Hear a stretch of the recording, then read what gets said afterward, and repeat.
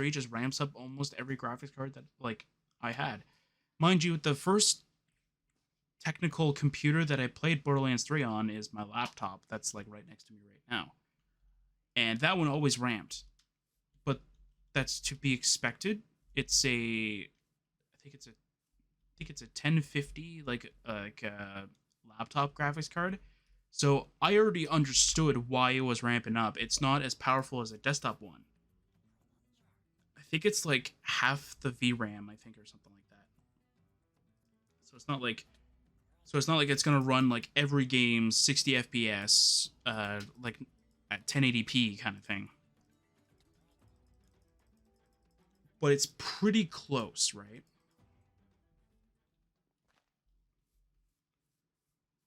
And that's the thing though that I actually like about the laptop though. And I would actually have started this channel a little bit earlier if I could have actually used the laptop to record. But unfortunately, at that time, I didn't understand something that was happening. So I use OBS to record. No question about that. I use it. I love it. It's very easy to use. Plus, I think it's open. I think it's close to open source. Maybe I'm not quite sure about that, but it's very easy to use, and I can easily just find something that's either better or something like that. You know what I mean? It's freeware that's actually really nice. Anyway, so I was trying to set it up for 1. So you guys would have easily have seen Craft 1.15 right in the middle of when it was happening. If it actually worked out, it didn't. So I was trying to figure out what was going on, why it wasn't doing what I wanted it to do. So, as you'll probably know, or as you'll probably like, I could easily just show you what I was talking about. Give me a second. I'm trying to find that bed again. I put it down. I thought I picked it up, but I didn't. Man, I'm everywhere in my brain right now. Like it's being overcooked right now. It's just all over the place. I don't know where the bed is. Oh, there it is. Okay. So like if I were to go to a cave, I'll definitely be able to show you what I'm talking about here. Is this just a random cave? Cool. This will be the test. So if I were to go into a cave like this, okay, you would see everything. You would be able to see the entire cave as if nothing happened. Like the whole cave was like it's as if like I put torches every which way so you could be able to see every block as it is. And I kept trying to figure out what was going on. So I found out that it depends on what your because they're built in because it has a integrated graphics because it's an Intel processor. So I was trying to figure out how to I don't want to say turn it off because that's not exactly what it was. I was trying to figure out how to have it not take the processor but to take the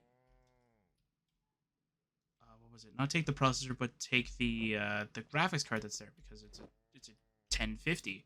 It could definitely be able to definitely run recording on that. And it wouldn't do it. And I was stumped for a long time. And it only took me recording on this computer to find out that if you have that it was recording from the software, but the way that it works is that when you record it from the software, it's using your CPU pretty much or your processor, depending on how you want it. Like depending on how you want to understand it, kind of thing. It's taking that as your recording, like as your recording hardware. So it's like, okay, so that might be what is wrong. But I think I vaguely remember I read about that, and I think I tried on the laptop and it still wouldn't click in. And I've noticed it a couple times where I would try and make sure that my where my laptop will only load the graphics card and won't even bother with the CPU, and all the time it would click the CPU more than the graphics card, and I was really confused. Because I remember, because while I was playing Oblivion, I was trying to tell it, hey, use the graphics card. It's using the Intel integrated graphics for some odd reason. Ooh, a legendary Nummel. Let's go. Level 90. Water Shuriken. This should take it out in like one shot, right? What? Either way, we win. Water Shuriken. Unless this thing has quick attack or something. Yeah, nice. You can keep Swagger. That's the only thing that's useful, I think. Wait. Would Flint be useful?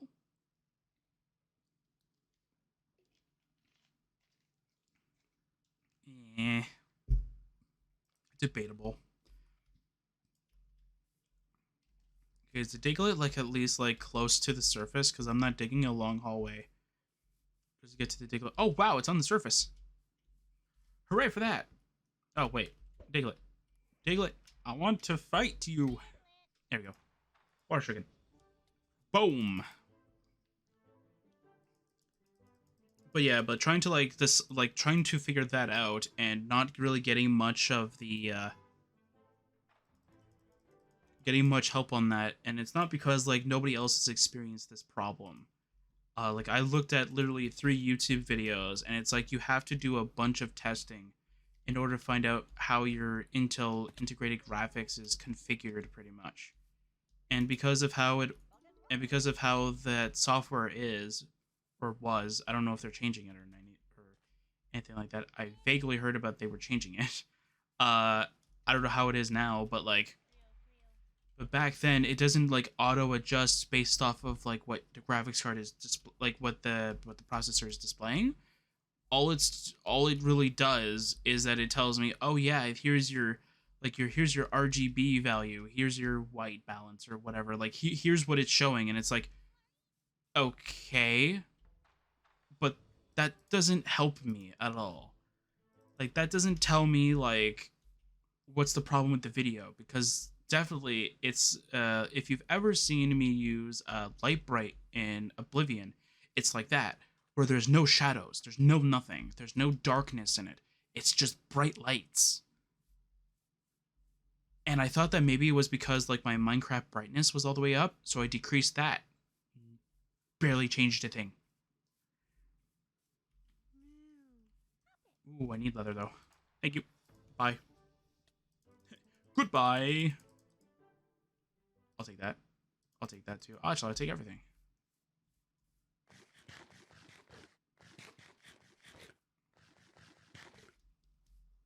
But again, though, like, yeah, like, I ended up trying so many different things to try and fix it.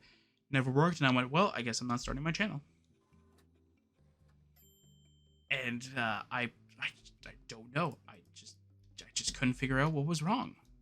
Every time I looked at it, I was like, okay, like, I think I figured it out.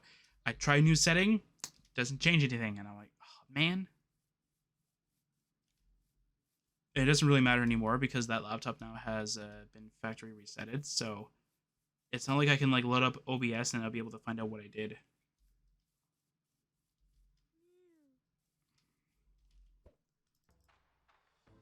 Let's use Night Slash. Why not? Doesn't matter. Ooh, you have knockoff? Ooh, but I like Thief more. Also, you're a special attacker. I only gave you Thief so I can steal wild Pokemon items without actually needing to capture them. And I can definitely tell you this, though. Some Pokemon, it's actually more useful for it. Like, if I would have used it on that Hoopa, I would have had a prison bottle that I could have used. And I wouldn't have needed to catch that Hoopa. I would just need to be able to catch a Hoopa and be able to use it. So yeah.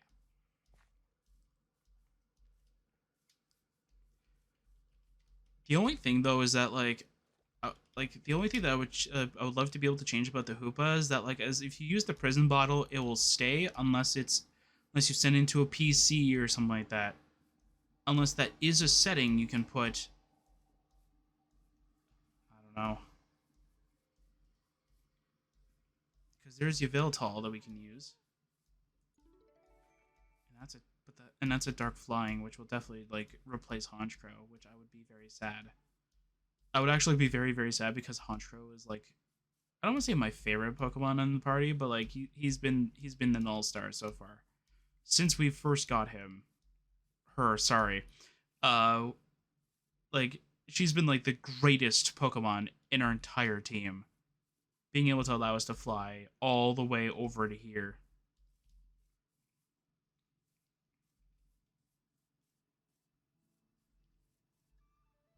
I don't want to face a Swaddle. That would just be silly.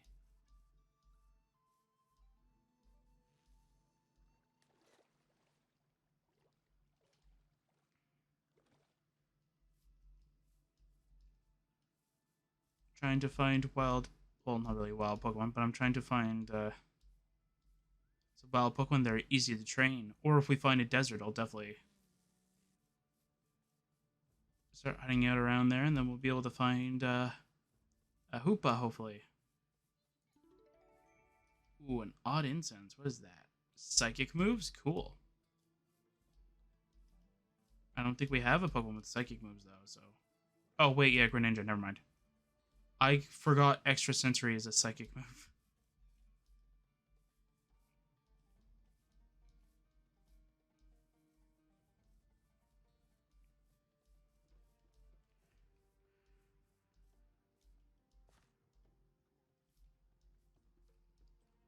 But yeah, but definitely something I'll definitely try and add, definitely in between this and, right after this is that mod that extends the day and night, or at least I'll take another look at it. I think that's probably the only thing I'll be able to definitely promise is that like I'll definitely take another good look at it, seeing if it'll work in multiplayer, then test around with it. But I'll definitely take a look at it. Then if I do find it works really well, I just don't want it to like maybe if we doubled the time of night kind of thing, which will also mean that day will also be doubled. But yeah, that's in between the lines, right?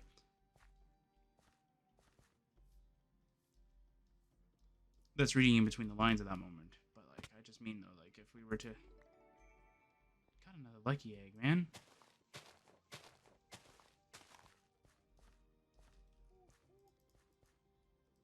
Ooh, I got an Enigma Berry, nice.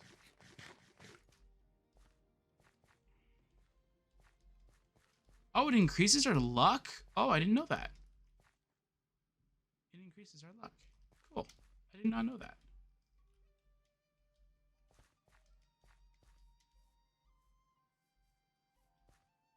Huh. Okay. I'm gonna go start flying around.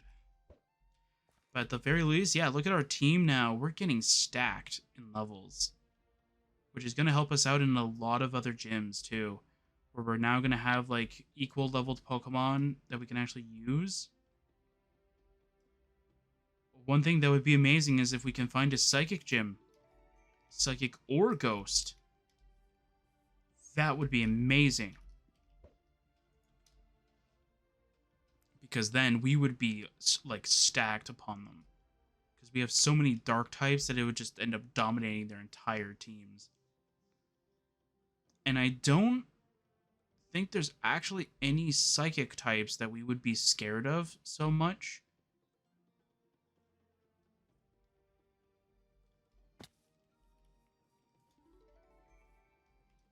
Like even like ghost types, I don't really think that there would be anything we would need to be too scared of. I mean, Pokemon like Aegislash kind of thing would technically be a little scary, but the only thing that's really scary is if you can't predict when they're switching from offense to defense, and depending on how fast like you are kind of thing in comparison to that too. So like if you can use a move that allows you to move slower than Aegislash trying to switch into attack, like into the attack mode pretty much. So that when they switch into attack, it's like, oh no, I'm hitting last. Whatever will I do? And then you survive the hit. It's like, hey, now you're gone. And then whack. Down they go, right?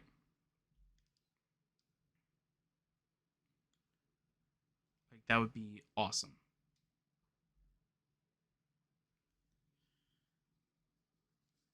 And something that I definitely want to do is I definitely want to have like different people having different like command not restrictions, but like different command privileges, because I definitely will love to be able to do that, because there's only certain commands that I want to be able to allow certain people to be able to get a hold of.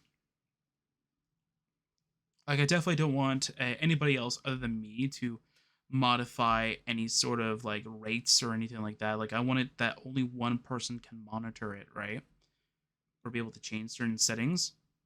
That's why I told. That's why when anytime I go with the CircuitCraft data packs thing and I set them all up, I'm like, hey, do not touch any of the configs for the data packs. They are perfect to where we need them. Like, I've already done all of the testing and checking around the settings kind of stuff in order for us to have what we're needing them for, right? Do not change any of them. They're working 100%. If you change something, I'm gonna have to figure out if it does end up, like, if it does break, I have to figure out what broke, and I don't want to do that. I got another soul too, yay! I'm actually very surprised that I have not found like any other legendaries. I think we only found two of them. And they're, I don't want to say they're rare, they're just not really that well rare. But then again, I'm remembering when they were in dens though. And they would spawn in every 10 seconds. I'm not even joking. Every 10 seconds I'd look away, there's a Keldeo in a den in at the river or something like